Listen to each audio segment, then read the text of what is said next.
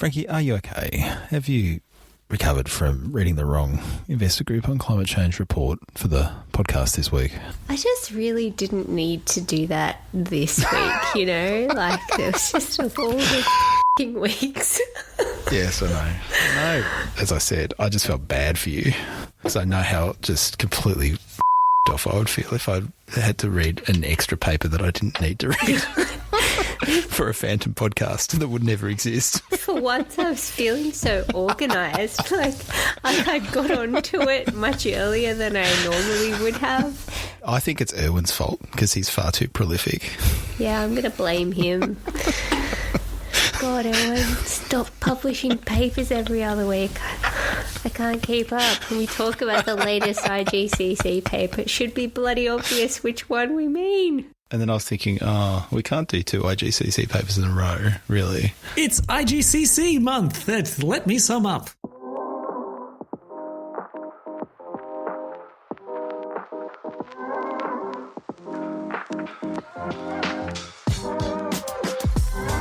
This is Let Me Sum Up, your regular deep dive into recent reports on climate and energy.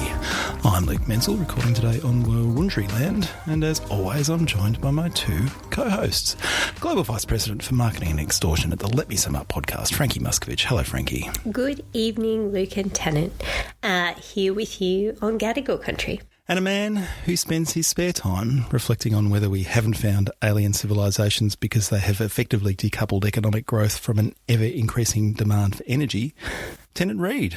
G'day, Tennant. Hello. That's a very optimistic solution to the Fermi paradox, and I think my favourite.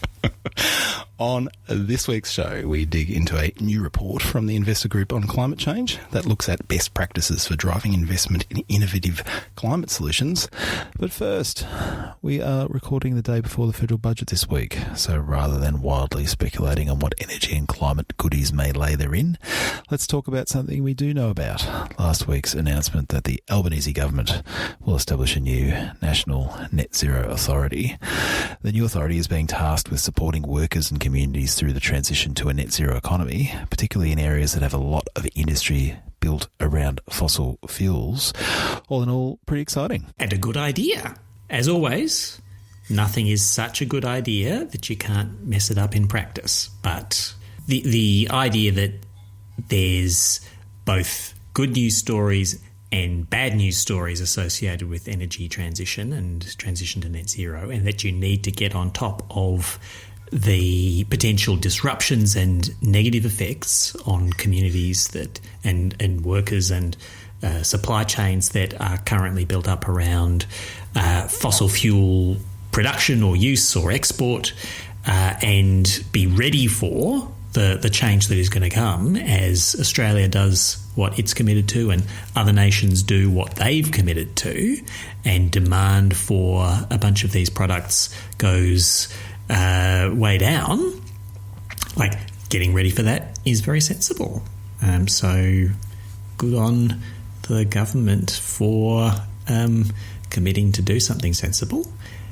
The logistics of this net zero authority are going to be finalised by an agency established within Department of Prime Minister and Cabinet, and there will in time be legislation to establish this authority, and as we understand it, a board or a governance structure that gives a voice to employees and employers and the community.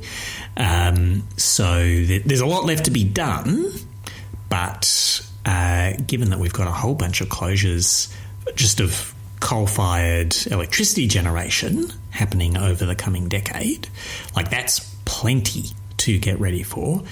I don't think the government is super enthusiastic about talking about the next stage of things, but as and when demand for coal and gas internationally takes a dive, there's going to be a lot more to get ready for. The framing, the name for this new body, the Net Zero Authority, it sort of implies a much bigger and all-encompassing task than the one that it actually has. The actual job that it's been given is much more akin to a, what many would call a just transition authority, sort of supporting communities that have been reliant on carbon-intensive industries. But I guess the government was more comfortable steering clear of that particular framing and opted for something a bit more general. And it made me wonder whether there was an implication that more jobs could be given to this body over time. There's certainly a lot more to do, but we've also got, various bodies and institutions springing up. Like wildflowers after the rains that end a drought. I think this is addressing a part of the landscape that's been absent at this level of government and governance, right? 'Cause it's really important. A lot of stakeholder groups across the economy have been calling for a focus on a just transition, and whilst we've seen this government very active in seeking to implement a lot of their election commitments, that there's not a policy framework yet committed to that sort of really hones in on what's needed for a just transition. Again, it's one of those things you'd expect to see addressed as part of that broader economy-wide approach to net zero. So I think the more time goes on, the less tenable it is not to have something, and indeed I think it's smart to agree that you need all those parties around the table to be looking at this. So for mine, it feels like a really positive step in the right direction, and I would hope and expect to see its mandate updated and reviewed over time, like a noting tenet that the energy transition is the one that's most immediate and perhaps looking, sort of impacting communities across the country, but there will be others in due course. So thinking about the many jobs that many pieces of work that there are to be done in the net zero transition, we've got the Climate Change Authority in charge of the how's policy doing and how's our total response to climate change going. We've got this Net Zero Authority in charge of the how are we connecting things up so that intensely affected by economic transition communities aren't left behind. Thinking about the how do we achieve the mega clean exports type ambitions that are out there, the superpower vision or the hydrogen vision or whatever, whose job should that be? Because there's a lot of work involved in, for instance, the social license and planning and the workforce development and on and on and on. As of today, is anybody in charge of that, and if should anybody be in charge of that, or is that such a big story that it actually needs cooperation rather than a czar somewhere? So I think there's actually a bit of connective tissue between this conversation that you're raising, Tennant, and the paper that we're about to discuss. You're disciplining us. You're keeping us to time, or a facsimile of it. Because Curses. one of the recommendations of the IGCC's report that we're about to discuss is the need for a industrial development policy which can coordinate the many and various activities that need to come together to see Australian industry make the transition and grasp the opportunities of a clean economy. So I feel a little bit cautious about opining on exactly what new institutions may be needed to drive such an agenda before the agenda itself is defined. I feel like understanding what we're trying to achieve, at least at a strategic level, and then considering the various bodies and functions that we have and where they need to be augmented might be a pretty good place to start. But I think it's entirely plausible that the remit of current bodies may need to be significantly expanded, and indeed new bodies may need to be created. The one thing I'd say is that there's a strong bias in existing institutions towards the energy side of the ledger, and particularly the supply side of the energy side of the ledger. And I think that a much more holistic approach is going to be needed before too very long. I agree with that. So far, this Net Zero Authority is just an announcement, but if there is an opportunity in setting up institutions like this, where we know those challenges around transition won't just exist in one or two industries, but we are or will be needing to think much more broadly across the economy, it'd be nice to see that acknowledged from the outset, because I do think there is a risk at entrenching some of the bias that has gone into some of the institutions we've already got. We've seen that a little bit in the various reviews of ARENA and the CEFC, like how their mandates need to be looked at and updated over time. So trying to keep a broad focus, understanding the breadth of the challenge ahead is a good principle. Shall we chat about a report that encourages us to do just that? Or shall we talk about our impending T-shirt empire? What? Yes. In the realm of priority setting, clearly we are the models that any net zero planning authority should follow. Let's indeed follow the butterfly of T-shirts over the field of this podcast. Oh, dear me. Okay. Which one of you wants to set it up? And then I'm happy to talk about the due diligence that I've embarked upon. Set it up. We're a podcast. We thought it might be a good idea to have some T-shirts. It's a very podcasting thing. But then, given the podcast that we are, we started thinking about the sustainability of the T-shirts and the provenance and the materials and the labour that said T-shirts were being made with. And that is sort of, we've got 1 foot down a rabbit hole. Is that a fair characterisation, Rinky? Oh, no. I'm like head down and then my tippy toes are like peeking out of the rabbit hole at this point. When I entered the conversation and Tennant had designed up all these T-shirts, and I was like, have we talked much about the sustainability agenda? And I'm like, yes, we looked... are we going to name like platforms in these little T-shirt corner chats, or should we not do that at this stage? There are widely used platforms for getting custom T-shirts made to order, and you, dear listener, know them. And until they pay us money, we're not going to mention their names. The sustainability credentials aren't such that we would use their services, but by all means we'll advertise. Yeah. Well, look, at this stage, I don't feel like I'm on strong ground to say that their sustainability services are particularly, or credentials are particularly good or particularly bad. And that is why we are 18 minutes into this podcast and we're not yet at the report. Can we cut to the chase? Sorry, yes. Okay, so since the agenda of creating a couple of fun T-shirts came onto the scene, I have volunteered to take on the task of due diligence, and top of mind for me are not just, I think, the key environmental concerns. So when we're talking about like production of clothing, so, where is that, what material would you want them made from?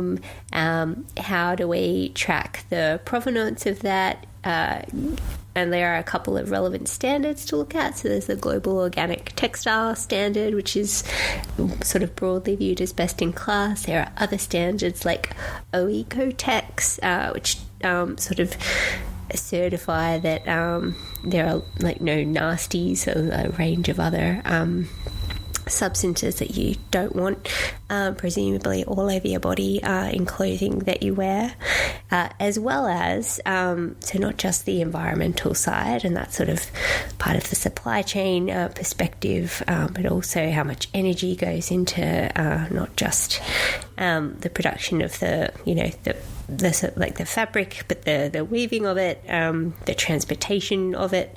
So there's a whole supply chain piece to consider there. But also, really importantly, the social side of the coin as well, which goes to, where the people that, I'm just choosing cotton as an example, where they paid fair wages for their work. How do you ensure that end to end for the product? So not just the, planting or, harvesting the material, but the people responsible for sewing or assembling the garment. And there are different certifications you can look at for that, which in my spare time I have geeked out on in the past. And in this podcast, from time to time in the next little while, I plan to update you on conversations I've had with various experts and friends of mine who do this stuff for a job. So you can look forward to more sustainable T-shirt related trivia in the coming weeks and months, and maybe we'll end up with some T-shirts out of it at the end. Who's to say? It's too early to tell. Who's to say? It sounds like a new corner, but so I think we need a corner name. T-shirt corner doesn't really cut it. Clothing provenance corner.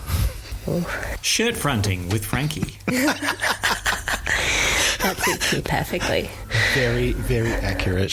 Frankie could spring at any moment into a previously scheduled segment to update us on her latest research on these nascent T-shirt enterprises. It'll be worth it, I promise. Can we please chat about a report? Yay! Reports!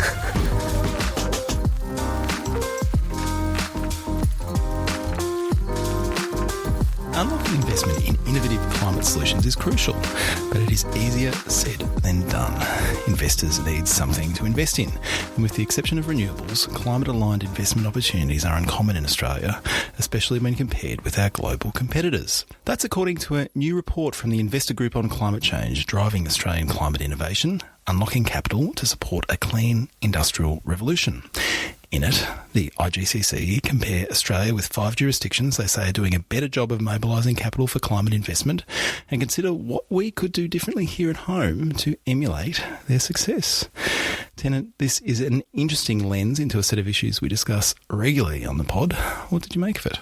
So, the Investor Group on Climate Change and sort of Uber consultancy, investment facilitation, super team firm Pollination have produced a set of recommendations for, how can we be a place where not just emissions come down, I mean, that's very important, but also where economic stuff about the success and opportunity side of transition happens, where we're not just a place that adopts stuff and follows, but where there is pioneering going on and companies and industries being created that are going to help build the economic future of Australia in a net zero world. So that's all very exciting and positive, but they paint a picture that's, I think, not that dissimilar to the one we saw in the IEA's assessment of the innovation and industry development scene in Australia in a previous episode. This is almost the perfect segue into that conversation. Here's what you do. They've taken a look at Germany and South Korea and California and Denmark and the Netherlands and said these places are getting it right in some important senses at least. what are they doing, what can we learn, and what should Australia do next to be a place where innovation and investment leads to climate outcomes and economic outcomes. And the recommendations make a lot of sense. Does the methodology provide the strongest foundation for that? Those sensible recommendations? So they tried to justify their choice of jurisdictions with a few metrics which they thought spoke to a significant ecosystem of climate investment and activity. So there were 4 metrics: VC funding, as measured by the State of Climate Tech 2021 by PricewaterhouseCoopers. They looked at the shareholder value that had been created in various jurisdictions according to the S&P Global Clean Energy Index. They looked at demonstration projects, focusing in on one specific type of demonstration project, hydrogen demonstration projects, and they saw that as a relevant indicator for the propensity of particular jurisdictions to take early stage innovation and actually progress it to deployment. And the 4th metric they looked at was private sector patents within particular jurisdictions, because they felt that those private sector patents actually were representative of a propensity to actually take innovation and commercialise it, as opposed to pure research patents. So are they good metrics? I mean, they seem fine. I'm very conscious that they could have picked another 4 metrics and come up with a slightly different set of countries, but I didn't get too hung up on that, because I thought the 5 countries that they did focus on, Germany, Netherlands, South Korea, Denmark and California, were perfectly reasonable ones to focus on, and there was enough of a cross-section there to generate some interesting discussion and analysis. I sort of agree. I mean, the only it's a good set of countries, and I think that said, in terms of geographic variety, 3 of the 5 are European. Might have been nice to see a little bit more variety outside of there, but equally, I think maybe I arced up about support for demonstration projects and zooming in just on green hydrogen like that. It's kind of going to lend itself to places with particular geographical contexts and things like that. It's quite a specific kind of example to pick.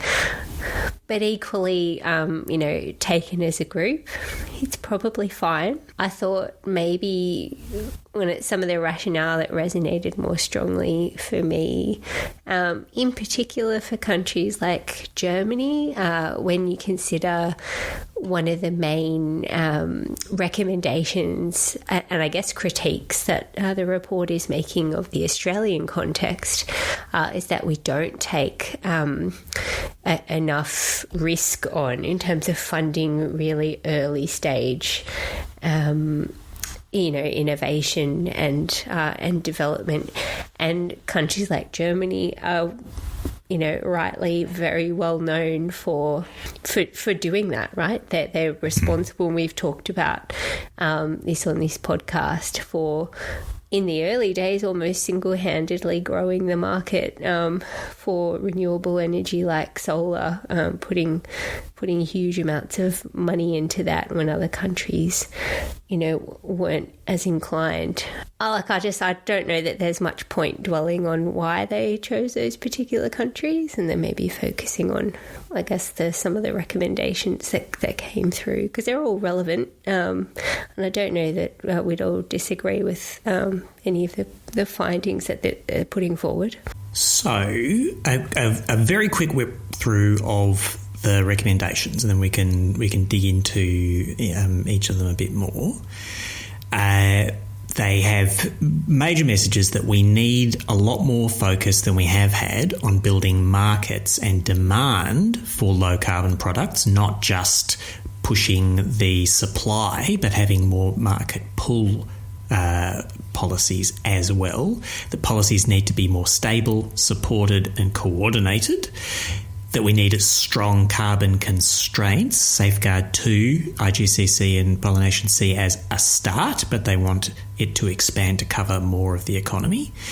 They're calling for clearer sector transition and development plans that are part of broader industry planning and accompanied by evidence-based priorities that inform spending and incentives for innovation.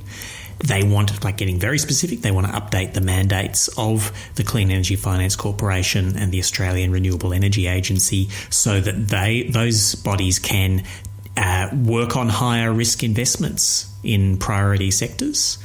And they want to improve the technology roadmap statements and boost resources for climate innovation through CSIRO and cooperative research centres. That's a lot. It's a lot of stuff. Broadly pretty sensible, but some of it much easier said than done. Yeah, like it's absolutely sensible and a correct observation to say that Australia in the past has focused more on some of the push mechanisms or the supply of industries, and that's because we haven't had, a lot of bipartisanship in the policy space to enact a lot of, what would be classified as pull mechanisms, such as, things like product standards or pricing carbon or, tax incentives and things like that. I think context is everything for this. And it's good to see both of those things emphasised. I thought what was interesting in the, I guess where they thought we needed to go from looking at both push and pull mechanisms was that idea about setting up broader industrial priorities. We sort of touched on that in our opening discussion. So, and it really that implies like a whole of government approach, right, to sort of setting out a much more broad and high level vision for where we want to grow our industry into the future, and not just bringing to bear the kinds of policies that would create markets for products out of that, but how are you attracting human capital into those industries? Like, how are you making Australia a destination for smart people who can go about, enacting and bringing those priorities to life? A place that people want to be, as well as all the other things that you would think of when you're thinking about push mechanisms like funding research and prototyping and doing pilots and things like that. So I want to propose something that might be slightly controversial, which is that the recommendations in this report, while incredibly sensible and well thought through, and kind of, they hold together as an integrated set of asks, are not the most interesting bit of this report, because I think the most interesting bit of this report is kind of trying to step a reader that is not of the finance sector, is not particularly familiar with the prerogatives and priorities of institutional investors, through that mindset, trying to put you in their shoes and how they see the world. And there's this phrase that I think they seek to problematise a little bit: unlocking capital, right? This gets thrown around all the time. It's like, we just need investors to invest, right? Yep. And the point that they're making is that it's all very well to say, well, investors need to invest, but institutional investors have responsibilities to their shareholders. If you're a super fund, you actually have legislated responsibilities not to invest in things that are going to underperform the market as a whole. Like, that is your goal, right? And so the point that they're making is, well, yes, we're interested in the transition. We're interested in supporting it. We're interested in allocating capital to it, but there actually has to be things to be invested in. And in Australia, they say in this report, there's a lot less sort of climate-related stuff, and particularly pure play exposure, which is where there's a company that is primarily focused on, a transition industry or a technology that's going to support the transition rather than it being bundled up in a much broader sort of array of business activities, there's just less of it. And so if you're an Australian investor that wants to support the climate transition, you go and invest in other parts of the world because there just aren't those opportunities locally. And that's kind of the founding kind of insight of this report. And then they say, well, why is that? And then they start to look at the ecosystem for innovation in Australia. They start to compare particularly the very early stage R&D and the lack of public investment in that space in Australia relative to some of our competitors. And they do a deep dive on these 5 countries. But as we learnt from the IEA's country review last episode, Australia's really in a woeful position when it comes to our R&D, particularly on energy, but this report says more broadly on climate-related technology. And then when you move beyond that sort of R&D space, it's like, well, who's demanding this technology? And in the absence of policy, there's no customer. Who's going to buy it? And they're saying, well, yes, we want to invest, but we can't invest in businesses for whom there is no customer. Yes. So, yes, it's stable policy. Yes, it's about incentives and aligning, in sort of an industrial strategy and this whole ecosystem that needs to be created. I think the really interesting insight from this paper is yes, we can invest, but we need government on the field defining the market and the task that we have before us, because that will create the environment, the enabling environment in which we have businesses that we can invest in because we have confidence they'll be profitable. And they could even have been a little more direct about it in that message, because we've had a lot of discussion over recent years of how cheap variable renewable energy is getting, and it's the cheapest new source of megawatt hours if you don't particularly mind when the megawatt hours come. And some people saying at this point the electricity transition just kind of takes care of itself. The economic logic is going to drive it. It's fine, and investors can just get in there. Now, electricity is more complicated than that, but it's certainly the case that other parts of the transition are not there.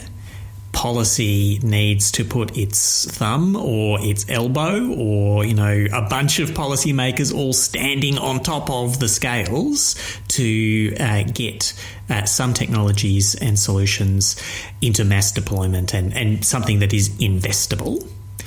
And it's also the case that renewable energy got to where it is through past policies here and overseas that put their weight on the scale in that way. Locally, most notably, the renewable energy target, which was for most of its existence was bipartisan, was ultimately very big, and was very specific in creating the guaranteed market for a whole bunch of, at the time, expected to be fairly expensive renewables that turned out to be, with collective efforts around the world, a lot cheaper in the end than was thought. So there is no license to lose money for investors. It can be a bit annoying, I guess, for the rest of us who aren't managing hundreds of billions of dollars to be told that they can't afford to do things. But they really can't. That's people's pension money that they're playing with. And we absolutely, as you said, they need to be able to expect, businesses that are going to do transition stuff need to be able to expect that you can do transition and make a buck. And policy is inextricably a big part of making that situation come about. But how much risk can you take away before you've taken away too much risk? Do you overcommit to a technology or a company? Which is where I guess these guys are trying to aim the thrust of their comments and recommendations, because part of the reason for reflecting a little bit on the experience in some of those other countries, and they say this, is that those countries in, whether it's the Netherlands fostering of a wind industry there, or or Germany kind of looking at its, broad-scale industrial transition. They've created this ecosystem that effectively crowds in private investment. It doesn't crowd it out. And I think that is sort of going to your point, Tennant, and perhaps where some of the domestic critiques have been around where some government intervention, has been had around investment in big, lumpy infrastructure. Is that creating the landscape that's going to encourage more private investment, or is it crowding it out? So it's trying to take that much sort of broader view. And to your point, Luke, on creating that ecosystem, we're going to see markets for products out of these new industries with longevity and policy certainty around that. And I think government's role in fostering that much more clearly defined. And I think the good news out of this report is that the argument is that if government does some of that early stage work, creates some of those pull factors, institutional investors stand ready to pour billions and billions of dollars into this transition like they want to. It's just that there is some sort of fundamental building blocks that are yet to be created, and they're able to point to other countries where that is indeed what has occurred. This isn't some kind of speculative fiction. This is something which has been achieved in some countries that are diverse, but they share some characteristics with Australia. So I think it's an interesting sort of philosophical framework for some of the work that particularly Treasurer Jim Chalmers has been doing with his investment roundtable, where he has been getting together the banks and the super funds and the insurers and so forth, and talking about the frameworks that the government can create to encourage capital into the market, which is sometimes commented on as a bit of a flight of fancy, right? But there's actually, there is some logic to it, and the logic is, I think, laid out in this paper, right? If you create the conditions where it's going to be profitable and administratively, regulatorily possible to scale a clean activity, then there is a lot of money out there that will take it to the next step. I think that is reasonable, but the things that among the things that stand in the way is fear of getting it wrong in terms of picking the wrong priority, and actually most of the things that are occurring to me are different forms of fearing of getting it wrong, because we've got a really difficult attitude towards risk taking in public policy. Yeah, and we're going to, the larger we, Australians, government people, media people, stakeholders of all descriptions are going to need to work out some difficult stuff within ourselves in attitudes to this. Because I could point to some of these, at least two of these economies, three of these economies that are things have not worked out in some aspects how they wanted them to. Like Germany put a hell of a lot of effort and market pull policy into developing a solar industry, and they got decimated because China did it better and bigger. And Korea has made a big coordinated policy and industry push on hydrogen mobility and hydrogen cars, except in the literal sense, not going anywhere. And does that mean that they never should have made those calls in the first place? I would say actually it's better to have a go. Because as we know, Tennant, if you have a go, you get a go. It's an eternal line that will never get old, unlike me. You do have to make some attempts to get anywhere. And we could talk about the fear of backing individual industries or companies that go awry. I mean, you need propriety in things, but of course you need to back a portfolio of opportunities, and in the knowledge that some of them are going to fail. And like the classic example in this context is probably the Obama administration era American Recovery and Reinvestment Act. I think that was what ARRA stood for, which included honking big loan guarantees for clean tech prospect companies, and there was a solar one, Solyndra, that famously didn't pan out. But there was a little electromobility company called Tesla that did work out. And if I had one Tesla and one Solyndra and a bunch of companies that nobody can remember the name of in my portfolio, I would say I was an epic genius. I'm not an epic genius, but geez, that was a successful program, except politically it was disastrous and was a byword for failure for years after. I don't think we should underestimate the challenge in shifting that mindset in the Australian context, and reflect on why that is. I mean, again, it goes back to that the fact that we haven't had bipartisanship in this country around the broad thrust of of this transition, and hence there's been what this report is characterising as pretty risk-averse stance when it comes to funding R&D comparatively with some of those other countries. And so we need to, I think, very quickly have a bit of a reset on this, because I remember this being a big reflection point, Luke, when we were in Germany last year, asking about some of the German policymakers, how they used all the data from their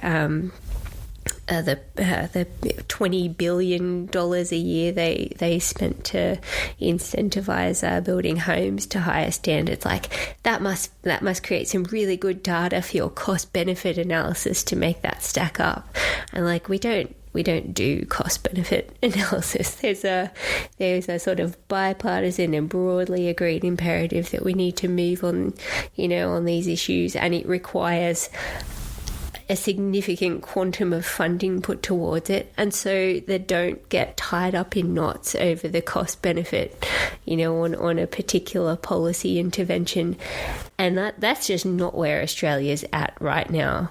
So this is really, like, it would have been nice to sort of see that much more elevated out of here, to say that that's sort of really where the mindset shift needs to go. And I think they sort of frame that in the recommendations a bit more around the mandate of existing bodies like the CEFC and ARENA, but really it should apply much more broadly across the way that government funds R&D, and perhaps set some of those broader signals around industry development priorities. I think it's a balancing act, right? Because there's always going to be finite resources, and so you're always going to have to make choices. And I guess it's how big your field of choices are, and the degree to which you have the ability to place that range of small bets. And the focus particularly on early stage public interest R&D suggests you're not necessarily pouring huge amounts of money into everything at the outset. You're actually just trying to till your field, see what turns up, see what grows, and see what is appropriate to back in further. The thing that was most vexing from this paper, which was saying a lot of this is enabled by bipartisanship. Yes. Right? A lot of it is enabled by, the major parties within a particular political ecosystem are broadly aligned on the task at hand. They may have differences in exactly how to get there, but there is an iterative process going on over time. And the task before us in terms of economic transition is so great that if you are ripping up the roadmap every 10 years or so and starting again, you're unlikely to get very far, which is almost a truism. It's all just silly to say, like, we've probably said it, 50 times on the podcast over the last year. But again, going back to the institutional investor view, like they're thinking about, well, where can I make a reasonable return for my shareholders, for the folk whose funds I am the steward of. If you don't have confidence that there's going to be a durable business model for a reasonable amount of time, because, there's every prospect that there could be a government in 6 or 9 years that just has a completely different vision of where they want to take the country, that is an element you have to take into account when you're making those investments. They don't use the exact phrase, but there's this idea in there of fostering an environment in which capital is happy to be patient and, is allowed to sit there while companies develop, while business models develop. And I think that one of the other things are sort of bouncing around back and forward, ping-ponging between visions of, a economic future means that there's much less propensity to take on the risk of just placing a long bet, which is really, really problematic. But I don't know how one solves that. Yes, bipartisanship. Hooray. We'll just say bipartisanship some more. But, and that's not the investor group and climate change's fault. It's like, it's a good point to make, but like, what does one do about that?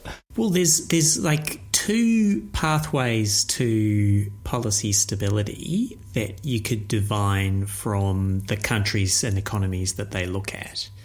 And they both could be taken in the Australian context as like maybe pathways that people could consider. So you've got broadly like the European pathway and the Californian pathway. The European pathway is that the major parties do some form of setting the ground rules, broad directional deal.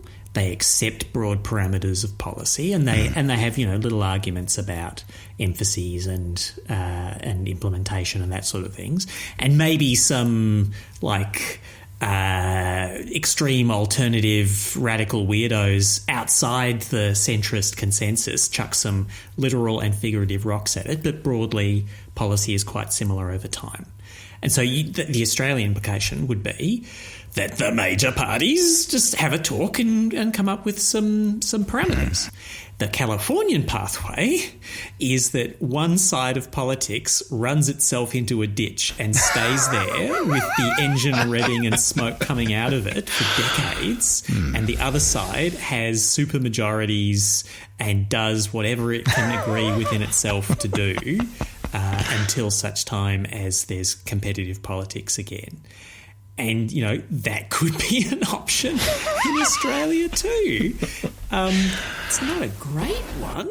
Having viable multi-party politics is quite a good thing. And having all the political choices be inside one, in the primaries and the internal workings of one party is not super attractive, but I guess you make your cake with the ingredients you've got to hand. So what's it going to be?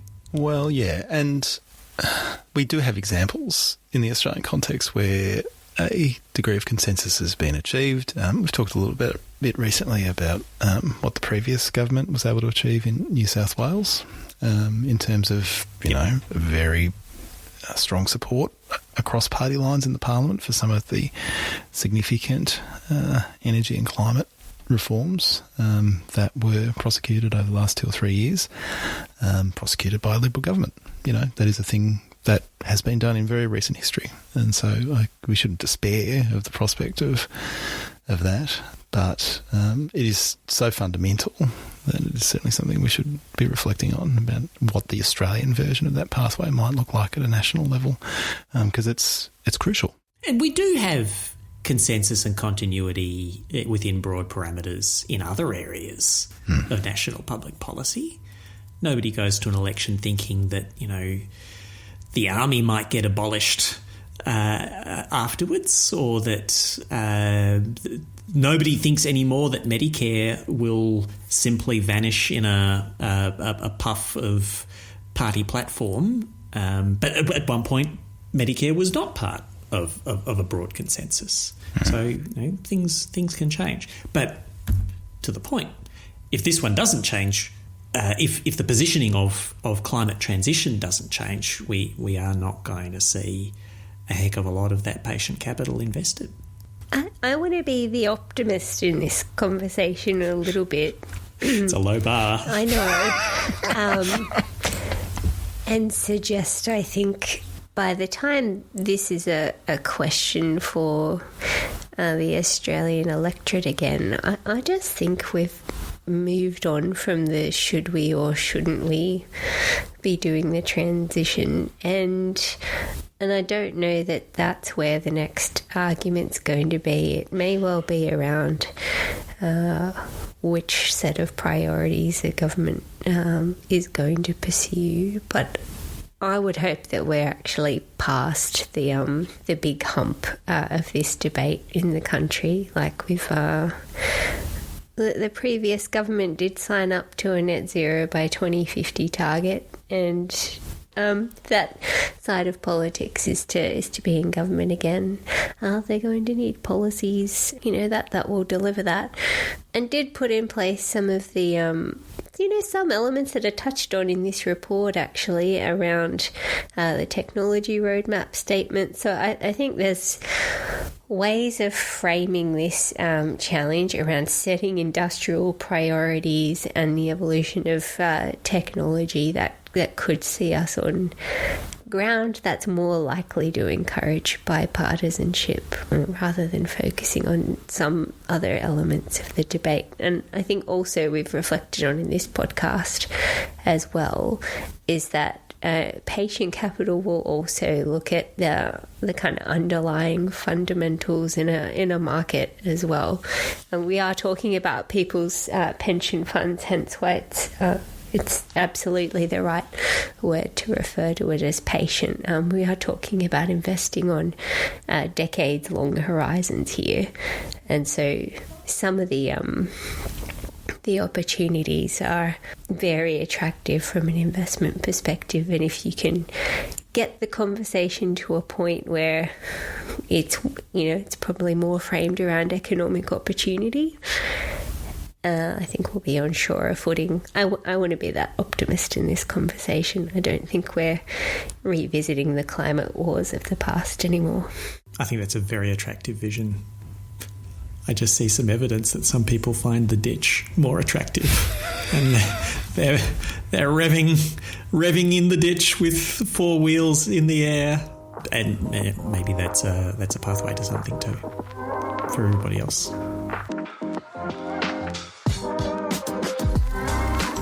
It is time for One More Thing, in which we all share something that is currently captivating our attention. Frankie, what have you got? Well, and a sign that I am as, if not more, discombobulated than I felt in the last couple of weeks. I actually spent some time in the lead up to this recording reading another IGCC report that I thought we'd agreed to discuss on the pod, but in fact had not. And so I got two IGCC reports for the price of one in this pod. And the low price of about a day of reading. That's right. So I've read also in recent times the state of net zero investment, and it was super interesting read. It was a summary of a survey that IGCC did with their institutional investor base. I think it was about just over 50 combination of asset owners and asset managers with an average of about 25 billion assets under management each. So, an enormous amount of investment covering about 60% of sort of all assets under management in Australia. So very representative survey. And, there were some really good takeouts. I think showed that, you know, most investors have now made, like, in the order of 70% have made public targets for net zero emissions by 2050. Far less have set interim targets. That's comprises a much smaller proportion of commitments, but it's growing really quickly. I think the momentum in the last couple of years, I think, was one of the big standouts in reading the report. So you're seeing this kind of growth of commitments that go beyond the long term and looking much more at sort of interim targets, as well as actually what we touched on in this pod today, which was around more commitments around climate solutions investments. So the idea, we were talking about opportunities for sort of pure play investments in, you know, a clean energy transition, you know, not being where they are, say, in other jurisdictions. There's a growing, I think, amount of investors who are wanting to set targets for those kinds of investments, and that's increasing, but there's a lack of opportunity so far. So anyway, lots of really great insights. And like the point we were making on the other report we've just been talking about, if you want to familiarise yourself with you know, more of the perspective of the investment community, I think this is a really great also report to read. It's pretty authoritative in terms of the spread of investors it represents. So, yeah, some really useful insights. Can recommend. Thanks, IGCC, for filling up my weekend reading dance card. Is the all-new corner going to be IGCC Report Corner? If they sponsor this podcast, sure. Come see us with your billions and billions of dollars of assets under management. Do you need another asset under management? Do I have a pure play opportunity for you? Indeed. Oh. Yes, but what's the business model of this podcast? Well, a burgeoning T-shirt empire, obviously. I think the supply chain, the productive capacity of T-shirts of this podcast is yet to be demonstrated. Oh, really? There's some problems in the early stage innovation pipeline. That's because nobody's funding my time to look into it. So, hello, IGCC. Come at me. Got a minute. I'm really glad we made this full circle back to the T-shirts. Tennant, what have you got? So I want to note the release of the draft Mandatory Gas Industry Code of Conduct, an important bit of energy policy. I was hideously, protractedly, endlessly involved in the Voluntary Gas Industry Code of Conduct development. Oh, and we heard about it. You did. And unlike that, this one is capable of doing something. And the key things to keep in mind about this Mandatory Gas Industry Code of Conduct, it has a bunch of provisions around fair conduct in the negotiation of wholesale gas supply agreements between large buyers and large sellers. That is something that actually everybody has a stake in, because some of those large buyers are retailers, and the contracts will ultimately flow through to the gas that's bought to heat homes and cook dinner and heat water. But the more controversial part of it is the reasonable pricing provision, and in this draft, the reasonable pricing process is much simpler than it sounded like it was going to be in the earlier versions of this. Basically, the emergency $12 gas price cap is going to continue for a couple of years. Then there'll be a review of whether it's still needed, and if so, what level it should be set at. The ACCC will set that price cap, and there's a bunch of exemptions from the price cap, basically for small locally oriented gas producers or large ones who make binding court enforceable commitments to supply gas.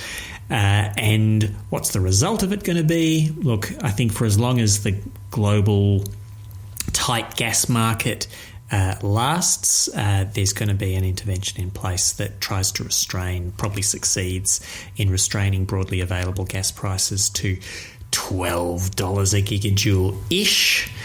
And then a very open question whether that system just sort of evaporates with the rebalancing of international gas markets, or whether we continue with a system that seeks to permanently separate local gas price setting from international prices. And it seems like the government's heart may be more in the latter, and maybe the bureaucracy's heart more in the former, but it's not going to be definitively known for at least 2 and a bit years. Okay. I'm restraining myself from saying more about the mandatory gas code, and everyone is the winner from that restraint. Well, we will watch that with interest. For my one more thing, I want to point you to the excellent What Matters pod, and particularly the most recent one, co-hosted along with some other luminaries by a friend of the pod, Jan Rose now, who happens to be joining us in Australia at the National Energy Efficiency Conference in a couple of weeks. But I'm particularly interested in pointing you to this episode because the most recent episode features another friend of the pod, Thomas Novak, who is Secretary-General of the European Heat Pump Association, and they dig into what's been going on with heat pumps over the last couple of years in Europe, which has been quite extraordinary. Incredibly significant growth in the deployment of heat pumps, the manufacture of heat pumps. It was already growing, but that effort has been supercharged, obviously, by the added imperative to get off Russian gas. So super fun sort of analysis of what's been going on over there, but also really interesting discussion and indeed debate of the European Union's F-gas directive, which has been around for a while, but there's recent moves to increase the rate of the phase-out of fluorinated greenhouse gases, which are very global warming intensive gases, because there are still heat pumps on the market, many sort of being manufactured at scale that use F-gases. There is this kind of competing priority. The European Union says on the one hand they want to phase out these gases more quickly, but they also say they want to get heat pumps out in the market post-haste. These two imperatives are crashing into each other, so there's a really interesting discussion on the podcast with two pretty divergent views about, the relative priority of these various goals. So that's a fun discussion and something that we should all be thinking about. The Captain America Civil War of heat pump discussions. I should hasten to add, it's not Jan that is having the debate with Thomas. It's one of his colleagues. But anyway, worth a listen. I think that's a pod, team. Unless you've got any other interventions, Frankie, any other nascent businesses you want to share with our audience? I didn't start the T-shirt thing. This was you guys. I've just been roped into... Roped in? No, sorry. Locked in boots and all. I think you tied the rope around your belt and jumped down that rabbit hole. You're firing the T-shirt cannon now. Glutton for punishment. All right. Well, that is our show for today. We're all on Twitter, such as it is. Frankie is at... Frankie Muscovich. Tennant is at... Tennant Reid. My handle is at Luke Menzel. We have an email address. Frankie, what should folk be doing with it? Ugh, they should be firing in their suggestions for papers, preferably less than 100 pages. 50 is a sweet spot for us right now. Any 50-page spectaculars, send them on through to us at mailbag@letmesumup.net, as well as, any other hot takes on this pod or others in our back catalogue you feel the need to share, including thoughts as I'm... Oh, that was the other thing. Yes, no, I do have another intervention, but it's also related to T-shirts. The shout-out was, that I meant to say, as I'm like doing this deep dive and talking to, you know, fabulously smart people about these things, if you're one of those people and you have advice for us on the sustainable procurement of t-shirts, I want to hear from you. So flick those emails through to mailbag@letmesumup.net. Okay, that really is all. Okay, thanks, bye. Elegantly done. And Tenet, you have a website. What's there? At letmesumup.net, you will discover all the back episodes of this fine podcast that your heart could desire. So go there and soak in the magnificence of the reports that have been, and think of the reports that are yet to be. I endorse this message. For Frankie Muskovich and Tenet Reid, I'm Luke Menzel. Thanks for listening, and we'll talk to you again soon.